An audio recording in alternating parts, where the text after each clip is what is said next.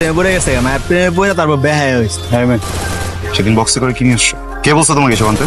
ওটা তো আমি বাসা থেকে অনেক ভালোবাসা দিয়ে আবেগ দিয়ে আমি যত্ন করে আপনার জন্য রান্না করে নিয়ে আসছি। এটা খাবার না, খাবার মশলা দিয়ে হলুদ, কাঁচা মরিচ, লবণ এগুলো দিয়ে রান্না করতে হয়, এত ইনগ্রেডিয়েন্টস দিতে হয় না। ভালোবাসা আবেগ দিয়ে রান্না কেন? সরি, তুমি আমার ছোট বোনের মতো।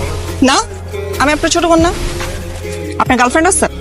মানে আপনি প্রেম টেম করেন কারোর সাথে? কেন?